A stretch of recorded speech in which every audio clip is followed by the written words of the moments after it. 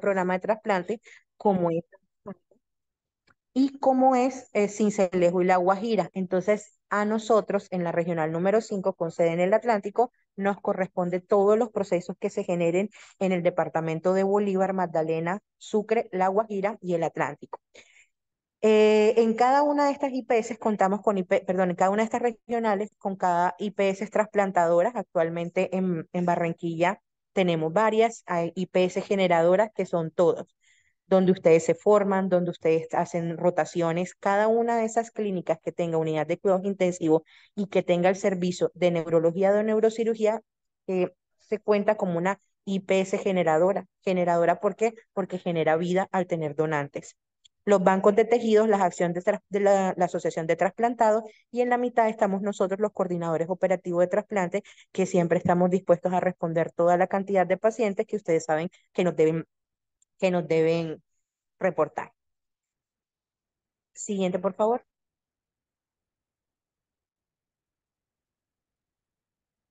Bueno, ¿y cómo vamos un poquito hoy en día? Este es el informe del año 2023 de cómo nos vamos comportando, y como ustedes pueden darse cuenta, la Secretaría de Salud, que es la regional número 5, el año pasado tuvo 29 trasplantes cadavéricos, 26 vivos con un total de 55 trasplantes. Esto ha ido mejorando, a pesar de que ustedes digan 29 apenas, todavía tenemos mucho por trabajar, y ustedes van a ser parte de todo este trabajo, ya que son ustedes quienes nos pueden colocar todas las alertas de los pacientes con Glasgow de 5, menor de 5, con daño neurológico, y pueden terminarse como el día de hoy en un proceso exitoso que va a poder ayudar a salvar muchas vidas. Siguiente, por favor.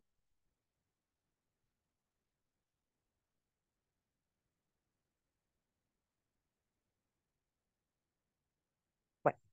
Acá abajo hay una flechita, está una de mis IPS trasplantadoras con las que yo trabajo, Fundonar, que es una fundación que nos dedicamos exclusivamente a la coordinación.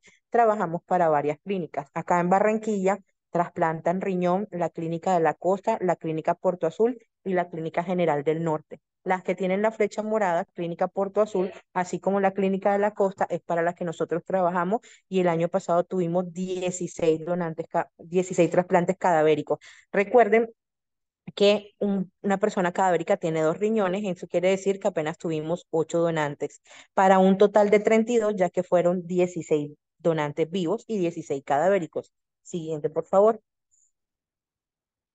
Miren en comparación con otras IPS que están en otras ciudades. Y acá en Clínica de la Costa bajamos, el año anterior habíamos tenido 10, el año pasado tuvimos 8, 10 de donantes cadavéricos para un total de 18 trasplantes renales. Quiere decir que todavía tenemos mucho. Actualmente estas cifras ya las pasamos a lo que vamos el día de hoy con el siguiente donante, ya hemos pasado esa cantidad de pacientes. Siguiente, por favor.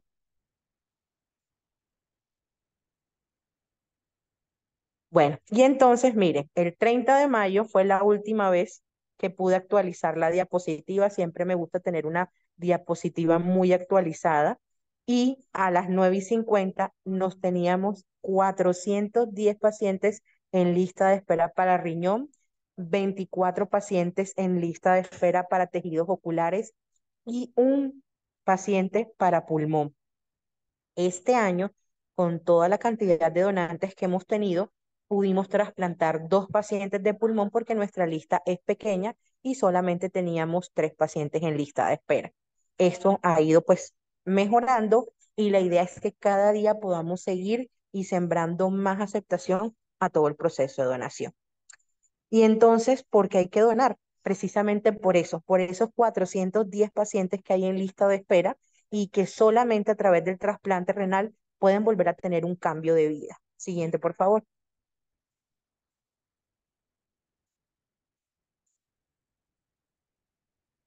Bueno, empecemos a hablar un poco sobre los mitos en donación de órganos para Colombia. El primero es, ¿existe tráfico de órganos en Colombia? Y yo, con toda la cantidad de tiempo que llevo hablando, les puedo pararme aquí con toda la tranquilidad y decirle no. En Colombia es considerada el tráfico de órganos como un delito. Está tipificado bajo la ley 73, la 919 y el decreto 2493. Adicional, la ley 1805 del 2016 elevó en caso de que esto existiera, una pena en caso de que se llegara a comprobar y actualmente no existe ningún proceso ni en fiscalía ni en medicina legal sobre tráfico de órganos. Como muchos han escuchado, a pesar de que han pasado muchos años, yo ni siquiera había estudiado medicina cuando pasó toda la parte de una universidad acá en Barranquilla, en donde había un proceso con todo lo de asesinato de indigentes para toda la parte de órganos. Ustedes saben, y pues dentro de todos las personas que llevan mucho tiempo que ocurrió este proceso, que era más para, con la parada cardíaca que hacían, era para otro tipo de procesos para los órganos y no en cuanto a donación y trasplante, porque ustedes saben que estos pacientes deben estar en una unidad de cuidados intensivos en muerte encefálica, conectados a a los ventiladores y a los inotrópicos y no en parada cardíaca. Entonces, por eso llegar y pedir, no es que necesito un pulmón, un hígado, un corazón, un intestino, no es así de fácil como podemos hacer. Colombia ya actualmente salió de la lista negra del turismo de trasplantes, que era llegar, lo que no pasaba antes del decreto 2493 del 2004, que llegaba un extranjero, pagaba y se podía trasplantar en Colombia. Actualmente está en verificación, se hace seguimiento y si alguna IPS trasplanta un extranjero no residente en Colombia, pues tiene una sanción y se le puede cerrar el programa, ya que el turismo de trasplante no existe en Colombia, no puede llegar a existir porque nos encontramos certificados dentro de todo el proceso y dentro de todas los países que están acorde a las buenas prácticas en el proceso de donación y trasplante. Siguiente, por favor. El segundo mito es si llegamos a sufrir un accidente grave y la clínica o el hospital saben que yo soy donante, los médicos no harán nada para salvarme la vida. Como todos saben, solamente cuando el paciente tiene un GLADGU de 5 menor de 5, nosotros podemos reportar estos posibles donantes a la red de donación y trasplante como obligatoriedad bajo el decreto 2493 del 2004. Esto es de actual cumplimiento. Este decreto continúa vigente, por ende, debe ser reportado por todas las IPS generadoras de vida. Ustedes saben que éticamente nos maneja toda la parte como médicos, como profesionales de salud. Somos un equipo interdisciplinario en donde vamos a realizar todos los procedimientos que lleve, pero cuando el diagnóstico de muerte encefálica esté establecido, el equipo de coordinadores, ahí tienen Fundonar Colombia, ya tenemos sede en Bogotá, tenemos sede en Medellín, tenemos sede acá en Barranquilla, ahí los tienen todos. Somos los encargados de hablar un poco sobre el proceso de donación y trasplante y somos los encargados de ir a valorar esos pacientes. Entonces, ahí es cuando nosotros podemos hablar de donación. Antes de eso, no existe ningún tipo de parada de procesos, sino que cuando ya está establecido el diagnóstico es que podemos decir. Siguiente, por favor.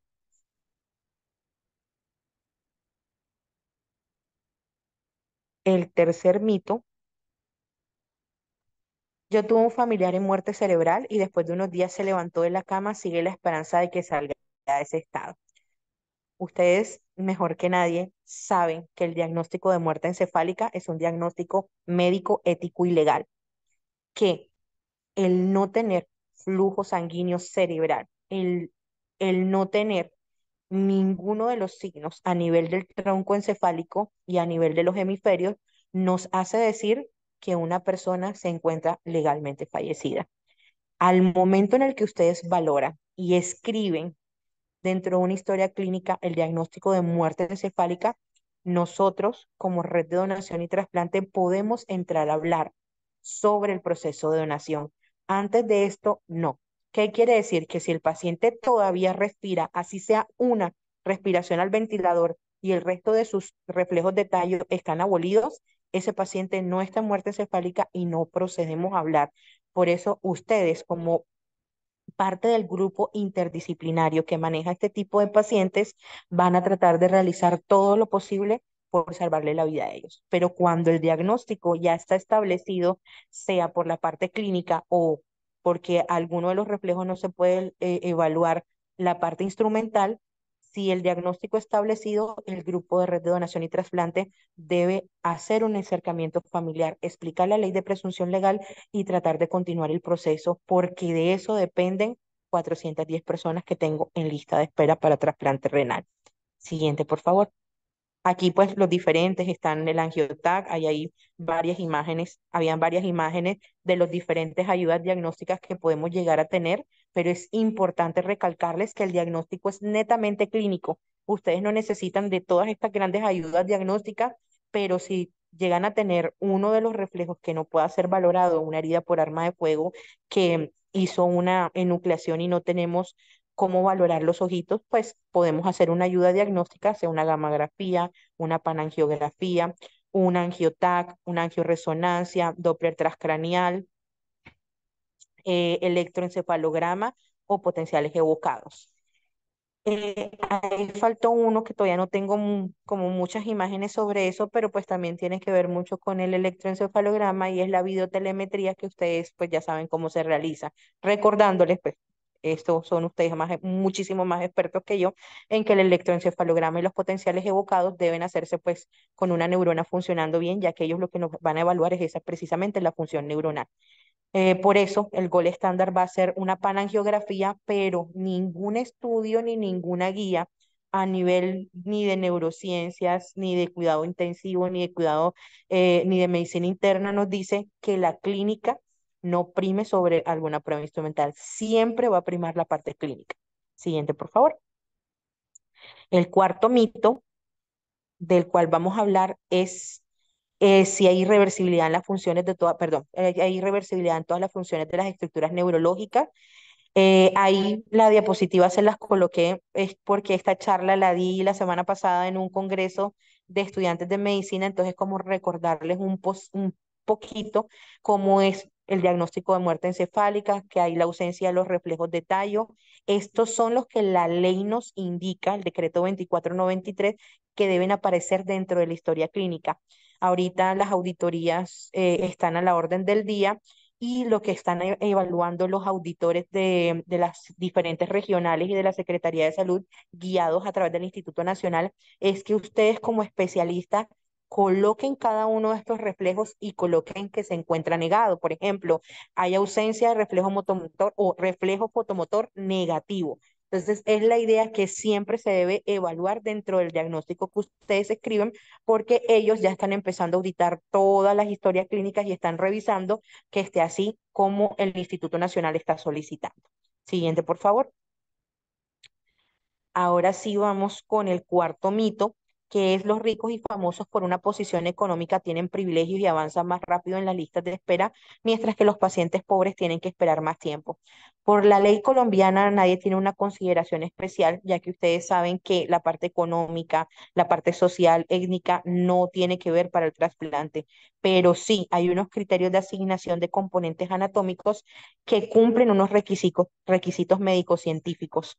Eso es lo que nos va a determinar la posibilidad de un trasplante de un receptor, ya que si yo llego a no tener uno de los requisitos, al momento de hacer un trasplante puede haber un rechazo hiperagudo y ese paciente terminar en una parada cardíaca. Entonces, por eso es importante que se cumplan esos criterios y que los pacientes que están en lista de espera mantengan actualizados sus exámenes para poder hablar de compatibilidad y el estado de gravedad que genera esa enfermedad terminal que lo tiene en una lista de espera para trasplante. Del lado derecho van a ver una imagen del HLA que en algunos grupos de corazón se utiliza, en el de riñón siempre se utiliza, y pues en hígado, a pesar de que se toma, no se tiene en cuenta, pero sí se cumplen otros criterios médicos científicos para la compatibilidad donante-receptor. Siguiente, por favor.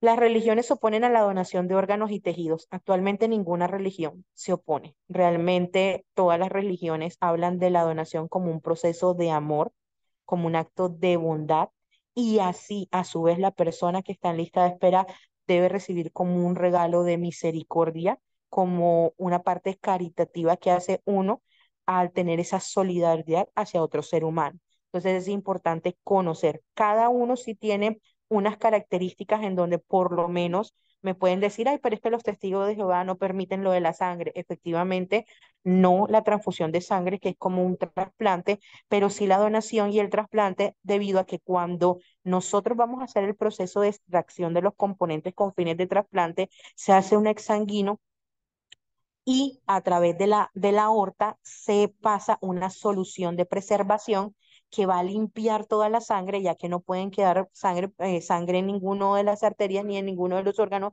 porque eso puede generar coágulos y esto va a hacer un daño a nivel del componente anatómico. Entonces se hace el exsanguino, se pasa, antes de eso se pasa una heparina, se hace una limpieza con toda la solución de preservación con una gran cantidad de líquido y después se deja embebido dentro de este líquido y se hace un sellado especial mientras se trasplanta en el otro paciente, ya que los órganos no tienen un tiempo muy grande para poder ser trasplantados. Siguiente, por favor. La isquemia es corta. Depende de cada órgano, ahorita más adelante. Una vez se extraigan los órganos y tejidos del donante cadavérico, su cuerpo queda desfigurado y no se presenta y no es presentable para el funeral y las exequias. No, la cirugía de donación se debe tener con todo el respeto que se merece una persona que va a dar vida. Hay que tratar el cuerpo con dignidad, que no sufra ningún tipo de desfiguración ni de deformación que limite esa apariencia física. Por eso actualmente en Colombia no existe el trasplante de cara porque no nos garantiza toda esta parte que se genera en nuestra población. Pero al terminar un procedimiento, sí vamos a encontrar heridas quirúrgicas, ya que, pues, sí fue una cirugía.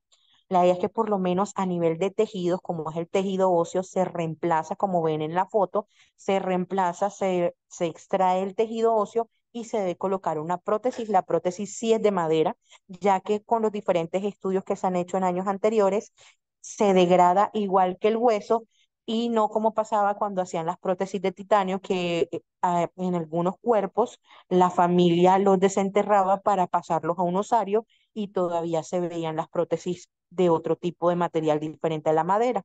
Entonces, por eso en la parte de tejido óseo se colocó una prótesis de madera. Siguiente, por favor. El séptimo mito es: si tengo una edad muy avanzada o una edad muy pediátrica, no puedo donar órganos. Todas las personas a todas edad podemos ser donantes de órganos. La donación de órganos no tiene un límite de edad, pero en el momento en que una persona es declarada fallecida de muerte encefálica, se determina si hay receptores compatibles con la edad, porque lo que sí no puede pasar es que si yo tengo un donante de 6 años, colocarle un corazón a alguien de 40, pues no van a ser compatibles por la parte de la compatibilidad de peso y estatura. Entonces, por eso es importante saber que no tiene límite de edad, pero en el momento en que la persona sí está ya en muerte encefálica, se va a revisar diferentes criterios para asignar ese componente. Siguiente, por favor. Siguiente, por favor. No me puedo registrar como donante de órganos si tengo alguna enfermedad. No, eso también es falso. Todas las personas nos podemos registrar como donantes. Importante dejarlo conversado, pero solamente en el momento en que la persona fallece en muerte encefálica es que se hace una evaluación completa de si la persona es apta o no es apta para donación. El hecho de que yo en vida diga quiero ser donante no significa que una persona termine siendo donante. En 18 años que llevo de coordinadora, todavía no he tenido el primer donante que se haya inscrito ante la red como donante voluntario. O sea, que yo ya me pida el código y ya la persona se había inscrito dentro de la página del instituto como donante, no lo he tenido en 18 años. Entonces, por eso es importante saber que solamente las personas que fallecen en muerte encefálica son las que pueden ser donantes número uno y dos. Ustedes que saben diagnosticarlo, ustedes que diagnostican esto, saben que no es la causa de muerte más común, que de cada 100 personas, solamente el 10% fallecen en muerte encefálica y es en ese momento en que vamos a determinar si la persona es apta o no para donación, cuál es la causa de fallecimiento y cuáles han sido las comorbilidades que ha ocurrido durante esa estancia hospitalaria. Siguiente, por favor. Ahí hay un grupo de coordinadores que estuvimos en una clínica donde nos invitaron a hablar un poco sobre esto, precisamente allá en Cartagena, en la clínica cardiovascular Jesús de Nazaret. Siguiente, por favor. Miren, esta es la página. Ese código QR que tienen ahí al lado izquierdo es el código que pueden escanear los que se quieren volver donante voluntario. Anda, pero Milena, ¿y entonces cómo es eso? ¿No es que todos somos donantes? Sí, todos somos donantes, pero imagínense que esa misma ley les va a dar una ventaja al que se vuelva donante voluntario. Yo soy colombiana mayor de 18 años. La ley 1805 que se creó en el año 2016 dice que todas las personas que están conectadas en ese, en ese, en ese, todas las personas que están conectadas en esta charla, que son mayores de 18 años y son colombianas, somos donantes de órganos por la ley. Pero también dice que si yo, aparte de ser ese donante por ley, me vuelvo volante voluntario, como me meto en ese código QR, le doy ahí donde dice quiero ser donante, lleno los datos, le doy clic, termino y me dice, y me da un mensaje final en donde me dice que si quiero descargar el carnet y soy donante, pues si soy la persona que llega a requerir de un trasplante, voy a tener un punto adicional a los criterios técnicos científicos de asignación de componentes. ¿Qué quiere decir entonces? Sujeto A, sujeto B tienen la misma peso, mismo talla, misma edad, mismo grupo sanguíneo, los dos están de igual. Vamos a poner que es un trasplante de hígado, entonces tienen el child igual, el male igual, que son unos porcentajes unos criterios científicos para determinar qué tan grave es la enfermedad del paciente.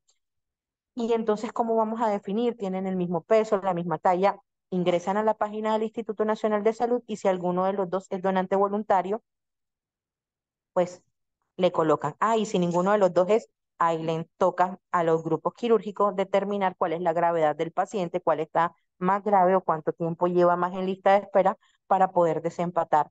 Y ahí sí, pero si se inscribió como donante voluntario, ya la misma ley dice que le da un puntaje. Siguiente, por favor.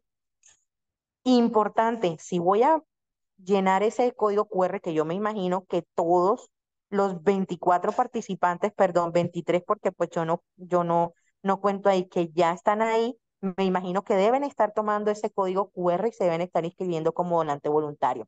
Recuerden, cuando rotamos por UCI, ustedes que rotan allá, que están en la UCI, ¿cuántos pacientes diariamente diagnostican en muerte encefálica o cuánto diagnosticaron en la última semana o en el último mes o en el último año? Yo les puedo decir, no he tenido ni un solo donante en el Hospital Universitario del Caribe desde hace 2 años. Pregúntense o pregúntenle a las enfermeras cuántos pacientes en diálisis tienen.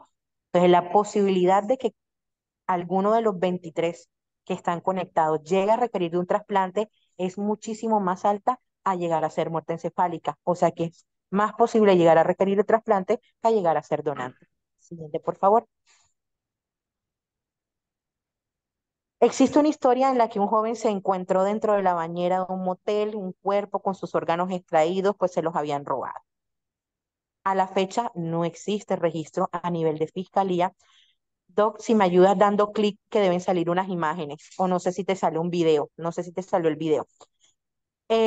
Ahí, eso, exactamente, ese video. Ahí, lo de la bañera no ocurre. Ah, bueno, miren, eso es una calle de honor que le hicimos a un donante. Precisamente es la misma clínica donde estoy hoy con donante. Le hicimos una calle de honor, todos le aplaudieron y esta persona le salvó la vida a dos con toda la parte de donación y trasplante renal. Si se dan cuenta, lo de la bañera nunca es en un hotel 5 estrellas, estilo el Meliá, el Almirante, ninguno de esos, eso no ocurre. Ocurre en el Hotel Mala Muerte, que nunca tiene bañera, pero aparece la bañera, o entonces nos dicen que apareció ahí y pues ustedes saben lo difícil que es la parte quirúrgica, entrar en unas salas de cirugía en donde llegamos a tener una variante anatómica y no es fácil poder hacer toda la extracción. Ahora imagínense en una bañera con un espacio chiquito, en un hotel de mala muerte, uno tratando de extraer un componente. Entonces, esos mitos se van rompiendo por ellos mismos y más como personal de la salud podemos llegar a decirle a otros familiares, a otras personas, a hablar un poco de donación, porque les voy a dejar una tarea ahora que acabe y hablar sobre todos los mitos y las realidades de la donación y el trasplante. Siguiente, por favor. Ah, bueno, recordarles que miren, ¿cuál es mi realidad? Ahí está, Banfoca, que es uno de los bancos de tejido de córneas que rescata acá.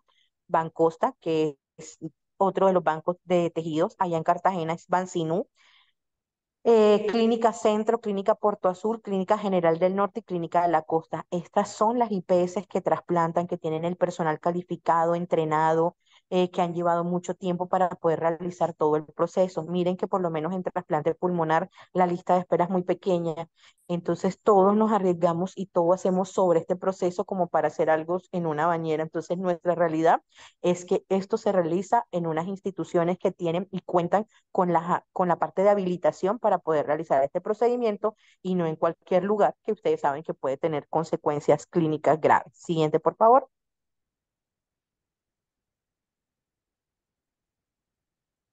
Si tengo el carnet o estoy registrado como donante voluntario de órganos, mi familia no necesita saberlo. No, y es importantísimo. Pero ahí es que existe la ley, sí existe la ley, pero siempre les vamos a hablar del proceso. O sea, yo no puedo entrar a una sala de cirugía sin contarle a la familia lo que voy a hacer. Entonces es importante decirles, contarles, hablarles de la ley 1805 del 2016 y contarles que está la ley. Pero si la familia se opone, se torna agresivo, nosotros no nos vamos a ir en contra de esa familia por no permitir el proceso de extracción.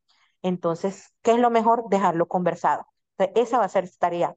De aquí a la otra semana, ustedes van a hablar con dos familiares sobre el proceso de donación. Si yo fallezco, ¿qué quiero hacer? Si fallezco en muerte cefálica, quiero donar mis órganos y qué órganos. Entonces, lo importante es que si no lo dejas por escrito, que es la única forma de no ser el donante en Colombia, dejarlo por escrito en una notaría, entonces dejarlo conversado de qué quiero y cómo quiero. No, yo quiero que se done todo de mí. No, yo quiero que me cremen. Es importante hablar de todas las voluntades anticipadas en un proceso neurológico o en un proceso, cualquier otra de los procesos de salud que se pueden llegar a tener.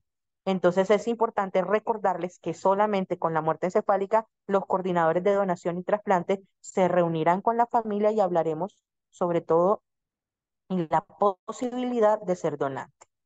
En caso de ser menor de edad, sí o sí debe haber un consentimiento familiar de los dos cuidadores. Si uno solo tiene la patria potestad del menor, pues solamente firmará esto. Pero si no podemos, por ejemplo, la vez pasada nos pasó en una IPS, la niña tenía 10 años y el papá la registró, está con su nombre, pero nunca más en la vida tuvo nada que ver con ella, no saben dónde estaba. Legalmente no se puede proceder. Entonces es importante reportarnos, decirnos, miren, hay un posible donante, pero pues si no se puede continuar, no se puede continuar. Lo importante es que yo en esos 410 pacientes tengo aproximadamente unos 20, 22 niños en lista de espera que se pueden beneficiar de un trasplante de otro paciente compatible. Siguiente, por favor. El mito, bueno, aquí está sobre toda la parte de la ley, ahí están lo que va a hacer y es importante recordarles que nosotros no hacemos ningún tipo de certificado de función, no hacemos epicrisis y que solo se puede mantener un donante con los soportes si es donante. Si está contraindicada o la familia no permite continuar con el proceso, se oponen a toda la parte de la ley, se debe suspender todos los soportes. ¿Por qué? Porque es un cadáver y al no poder continuar, las GPS van a glosar la cuenta. Siguiente, por favor.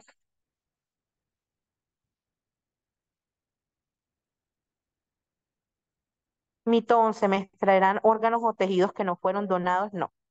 Siempre los coordinadores de donación y trasplante, por eso estamos con mis compañeros, vamos a velar que solamente aquellos órganos y tejidos que la familia autorizó se puedan realizar. A veces la familia decide donar todo y algún órgano o tejido no son viables y pues no vamos a continuar con el proceso. Por eso es importante hablar con la familia y darle la tranquilidad que aquello que ellos no quisieron donar se va a respetar y no va a ser. Por ejemplo, hay familias que deciden no donar el corazón, solamente donan los riñones, se respeta que solo sea la donación para la extracción de los componentes renales. Siguiente, por favor. Ya estamos acabando. Mito 12. ¿Puedo saber como receptor quién me dona o puedo saber como familia donante quién recibió los órganos? No, la ley en eso hace anónimo. Por eso en el cielo le dicen ángeles y acá en la tierra nosotros los llamamos donantes. Son ángeles de vida, que la donación es un acto altruista y totalmente anónimo y solidario. Pero lo que sí podemos hacer como coordinadores es hacerles llegar cartas que no están firmadas, que no tienen información, pero son de los receptores a los que se trasplantó con ese donante, los podemos hacer llegar a la familia.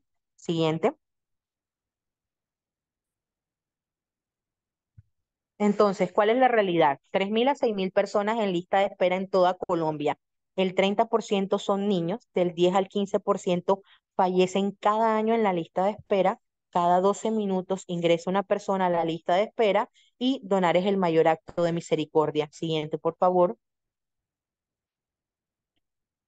Me puedo arrepentir de la decisión de ser donante siempre, mientras ustedes se lo manifiesten a la familia, eso. Pero cuando ya o que lo hayan notariado, también lo pueden hacer.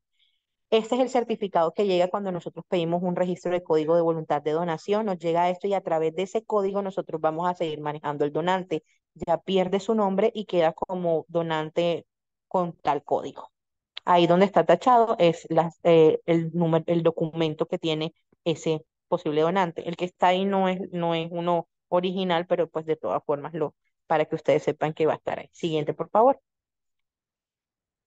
¿Puedo estar vivo cuando me saquen los órganos y o tejidos? No, solamente muerte encefálica lo podemos hacer. No se coman ese cuento. Si tenemos a alguien de pronto conectado que no pertenezca al área de la salud, sabemos que solamente si las personas fallecen en muerte encefálica, que en Colombia es aproximadamente el 2%, solo ellos, los que las familias permiten continuar con el proceso, serán donantes de órganos.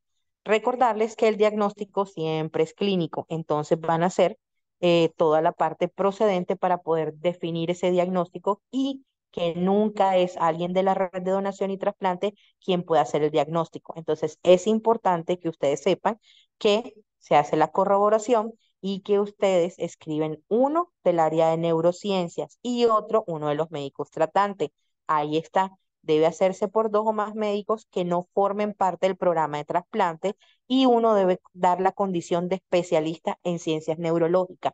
Entonces, por ahí también quiero romper ese mito que me pasó hace poco con un donante en donde el neurocirujano me decía que no me podía colocar diagnóstico, que debía ser el neurólogo con una ley del año de 86. Eso antes era en el año 86, pero con el decreto 2493 del 2004 tanto neurocirugía como neurología o neuropediatría, en el caso de paciente pediátrico, pueden colocar uno de los dos diagnósticos de muerte encefálica. El otro va a ser por el médico tratante, pediatra, internista, intensivista, urgenciólogo, anestesiólogo, depende de quién esté en la unidad de cuidados intensivos.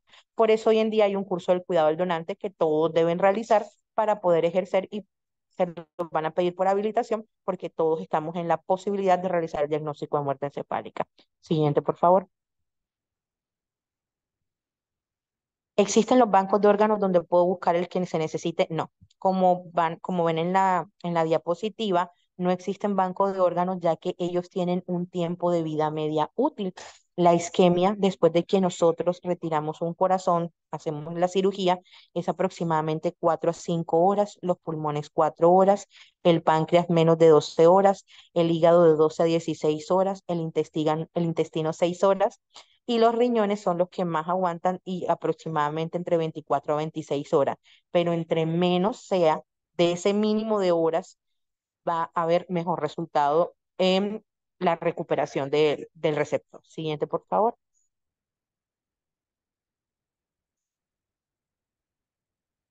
¿Solo el médico especialista puede notificar un posible donante y generar la alerta? No. Cualquier persona, el enfermero jefe, la auxiliar, la fisioterapeuta, el médico general, médico especialista, el residente, el interno, todos pueden colocar la alerta. Esto es obligatorio. Se encuentra en el artículo 23 del decreto 2493 del 2004, que vuelvo y les digo, se encuentra vigente. No ha habido nada que derrogue este decreto. Ese es el número al que se debe reportar, que es la jefe Ruby Rivera y es la encargada de la coordinación regional número 5. Ahí está el número, ahí está el mail. Diariamente se debe reportar haya o no haya. Si hay, se debe adicional llamar, o sea, dar los datos, dónde está, porque por lo menos cuando nos han puesto del Hospital Universitario del Caribe, hay una alerta, bueno, pero hay varias UCIs, en qué cama, entonces es importante pasar toda la información. Cuando nosotros les escribimos, les voy a pedir un favor inmenso. Nosotros solamente los tenemos a la persona que nos va a contestar, al médico de allá de la UCI. Yo por el tiempo que tengo muchos números de especialistas, de médicos generales, y nosotros les pedimos la información a través de imágenes porque nuestra base es Barranquilla. Solo cuando el diagnóstico de muerte encefálica ya está escrito es que nosotros nos trasladamos. Antes no podemos, pues porque no podemos ir a manejar un paciente que está vivo o que todavía respira o que todavía tiene corneano, cualquiera de esas cosas. Ahí ustedes son los tratantes y nosotros no debemos interferir, pero sí le vamos a hacer un seguimiento telefónico con la información. Entonces, por favor, para que nos puedan ayudar con las máximas fotos de toda la información que nosotros le pedimos, laboratorios, signos vitales o si tienen el contacto de qué médico está ahí. Es importante que todas esas cosas nos las puedan contar para hacerle seguimiento. Siguiente, por favor. ¿El grupo de trasplante se encarga de la epicrisis y del certificado de función? No. Como grupo de donación, ya les mostré en una imagen anterior que el grupo de trasplante no puede ser. Nosotros somos un interconsultante de un cadáver. Yo a salas de cirugía paso un cadáver para extracción de componentes anatómicos, no paso un paciente. Y en caso de que sea una muerte violenta, después del rescate de los órganos y los tejidos, en la IPS pasará a la autoridad competente. Entonces, por eso ahí el decreto 2493 es claro de que nosotros no podemos. Por ejemplo, yo tengo un anestesiólogo de mi grupo de trasplante de pulmón que es intensivista.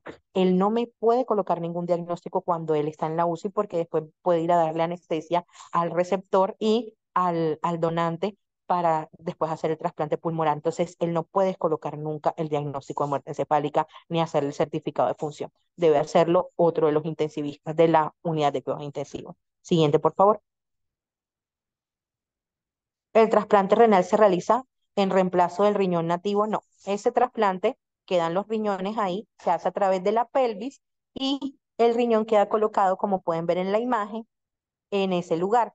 Si es el derecho, si es el izquierdo, pero los riñones nativos siempre quedan, ya que hay muchas personas que en esta parte pensaban ya que corazón reemplaza el corazón, pulmón reemplaza el pulmón, hígado reemplaza el hígado, pero los riñones no reemplaza el riñón. Entonces es importante conocerlo y romper ese mito pensando en que, ay, le van a quitar el riñón. No, el riñón siempre se va a quedar ahí.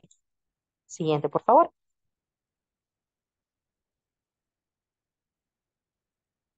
Ya, ese es el trasplante renal que limita la vida luego de la cirugía. No, el trasplante renal es la mejor opción terapéutica para reintegrar a la sociedad. ¿Por qué hablo tanto del trasplante renal? Es el programa más grande que tenemos en esta regional con 410 pacientes en lista de espera. Entonces, por eso es importante que ustedes sepan que el paciente vuelva a tener. Ahí hay una foto de la asociación ACODE, que es de pacientes deportistas trasplantados.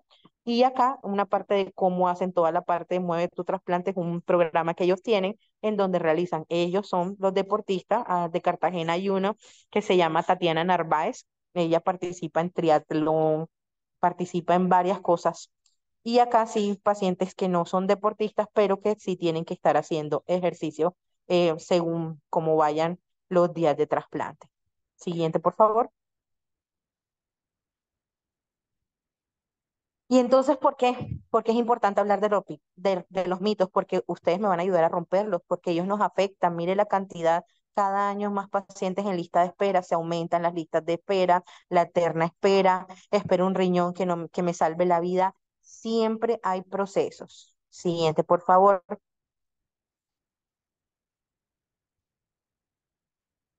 Cada una de las charlas que nosotros le hemos dado hace que se rompan esos mitos. ¿Y yo por qué lo hago? Por Tatiana, justo ahí está Tatiana, la cartagenera que les digo que es deportista, por el señor Triviño, por la señora Gloria. Todos ellos han sido trasplantes de donantes míos. Y acá a la derecha tengo una familia donante que fue una familia que ahí está el esposo de y la mamá de ellas. Fue una donante de riñones y córneas. Ellos dijeron sí, no alcanzó a conocer a su único nieto varón que apenas nació hace poco, ya esto fue hace como unos 4 o 5 años, y el nieto varón lo dio precisa la que está al lado mío. Annie tuvo un niño y su mamá no llegó a conocerlo y ella siempre quiso llegar en algún momento que su hija, ya que ya no pudo tener hijos varones, alcanzara a tener un hijo varón. Ya no lo conoció, pero ellos saben que tienen un ángel en el cielo que ayudó a 4 personas a continuar. Nuevamente está el código QR para los que se quieran ser donantes voluntarios. Recuerden, eso no afecta que sean o no sean donantes. Les ayuda a que si son ustedes los que llegan a requerir de un trasplante, tengan ese punto adicional. pues solamente están inscritos como donantes voluntarios. Siguiente, por favor.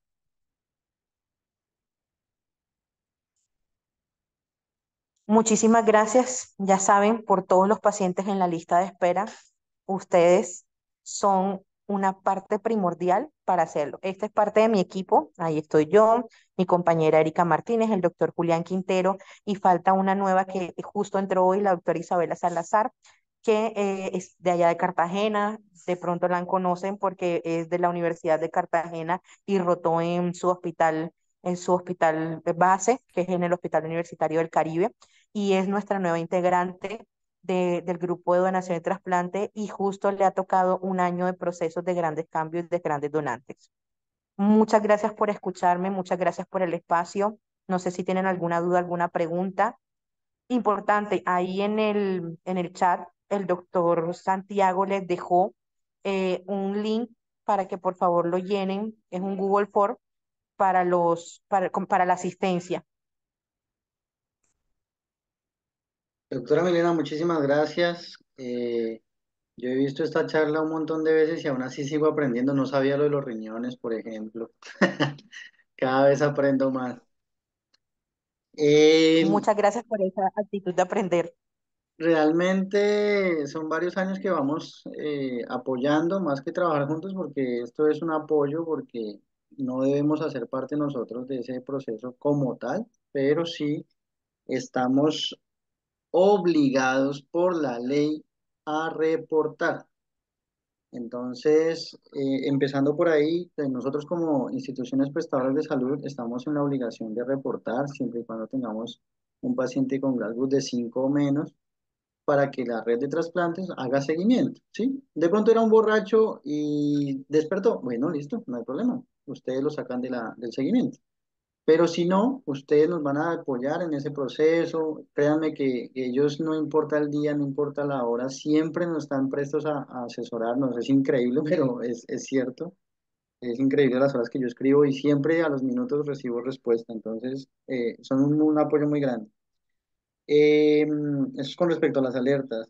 Otro mito que creo que sería bueno, porque me pasó en mi primera semana de residente con un jefe de unidad de cuidado intensivo, era, ¿tiene tatuajes? No, no sé, no es donante, no se puede donar. No, no es una contraindicación. O en el momento en el que nosotros evaluamos el paciente, el grupo quirúrgico elige. Antes era una contraindicación, pero actualmente no.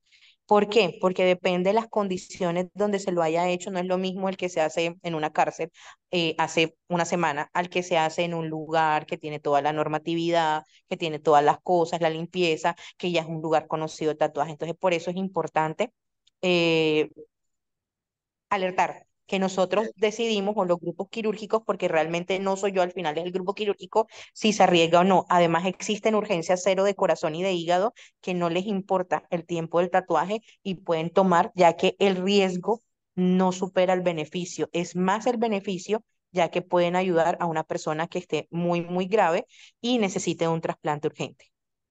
Otra, yo sé que usted lo dijo, doctora, sobre las enfermedades, pero con respecto al VIH, ¿un paciente VIH puede ser donante?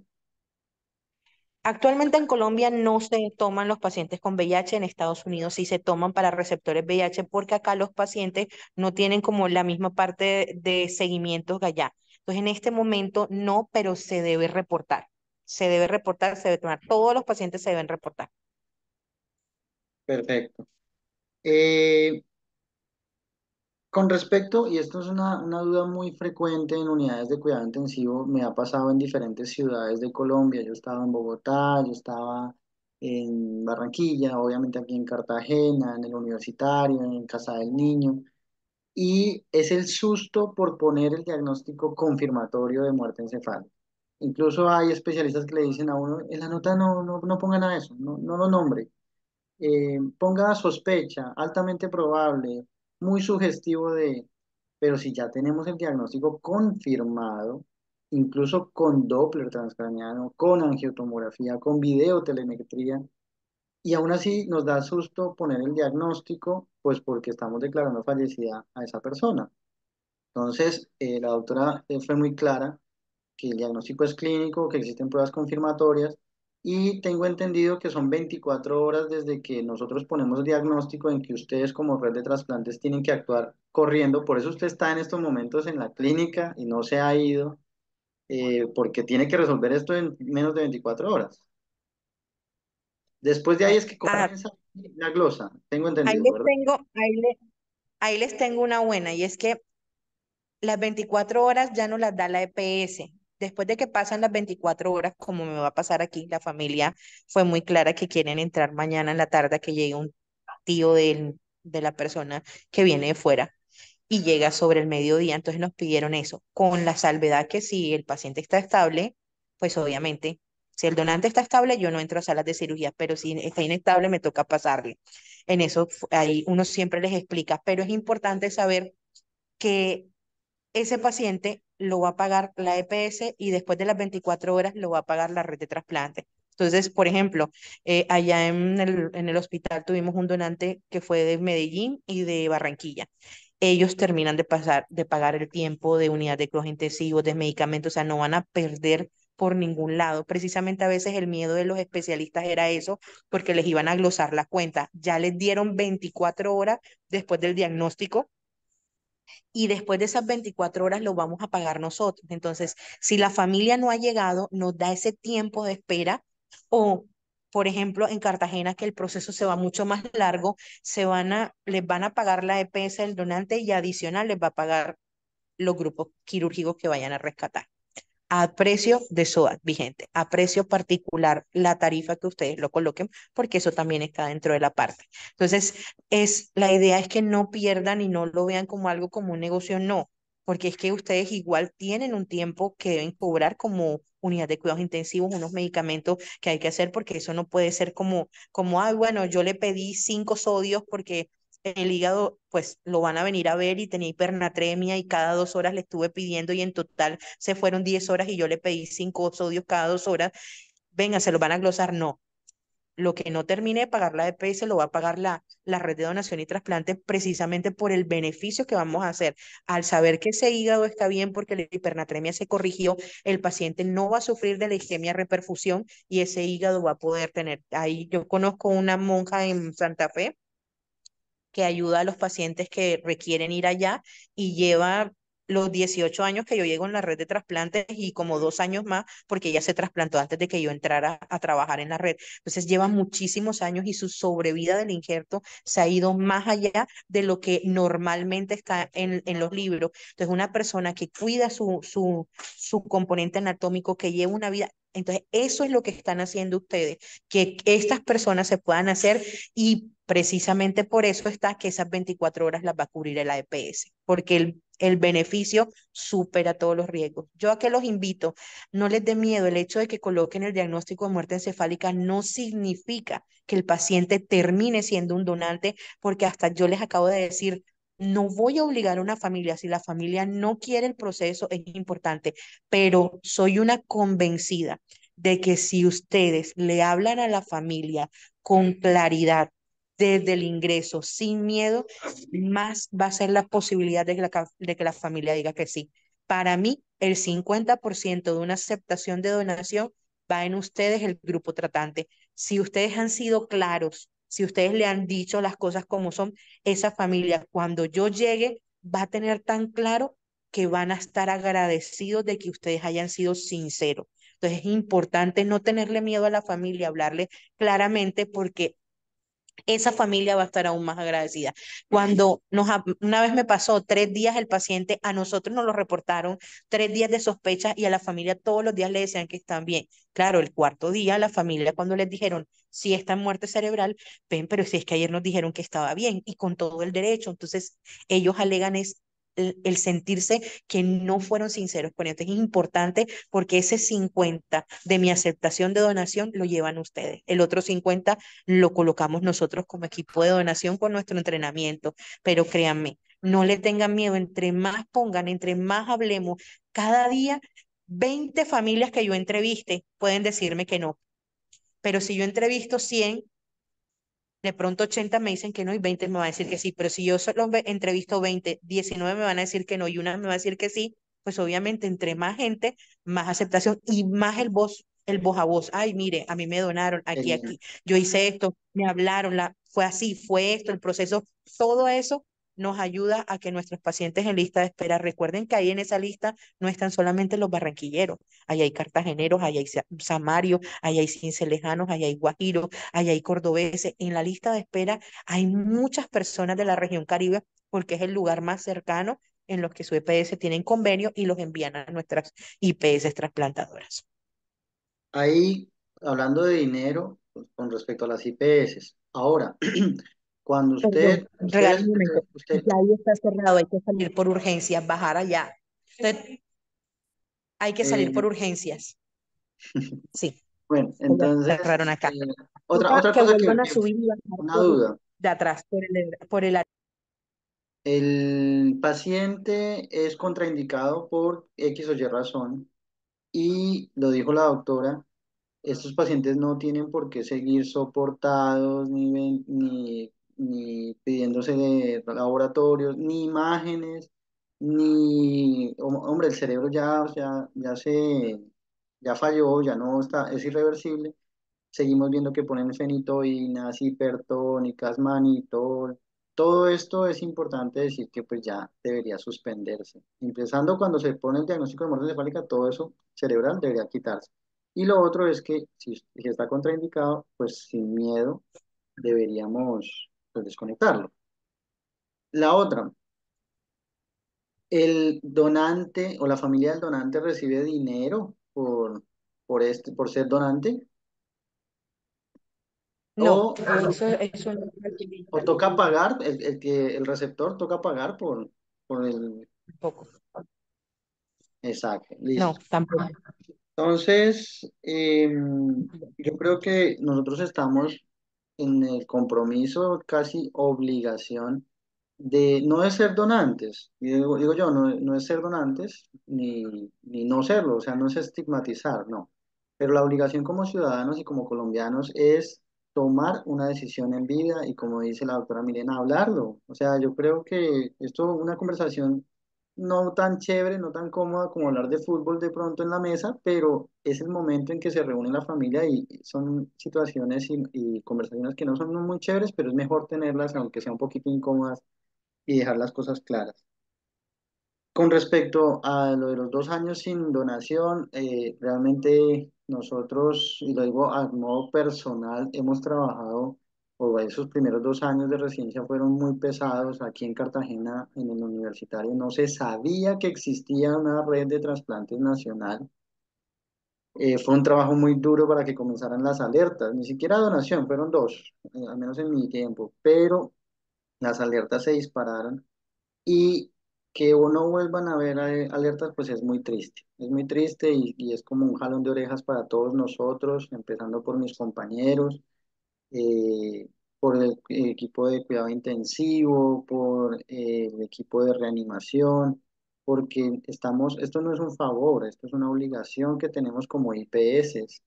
Nosotros hacemos parte de esta cadena y si no estamos todos bien articulados, esa cadena, esa bicicleta no va a andar, esa cadena va a estar rota. Contestémosle a la red de trasplantes. Yo sé que para el médico de UCI va a ser un poco más de trabajo porque les van a pedir datos y lo van a estar llamando, pero es que piense que si ese paciente ya es un cadáver, pues ya lastimosamente no se puede hacer más por él. Pero esa persona, si es donante de órganos y tejidos completos, va a poder ayudar hasta 55 personas, ¿sí? Veámoslo Sí. de esa forma. Entonces, tratemos de esa cadena volver a unirla y bueno, que no sean más años más de pocas alertas, sino que volvamos a retomar eso. Y bueno, no sé, por aquí están diciendo el link nosotros todo lo publicamos por nuestro Instagram de la Universidad de Cartagena del Servicio de Neurocirugía. Eh, Están cordialmente invitados, la mayoría de nuestras charlas son públicas. Todo esto casi siempre se publica también en el canal de YouTube, que hay muchas charlas ya montadas, entonces están cordialmente invitados. No sé si hay alguna persona que quiera hablar o de los compañeros de residencia.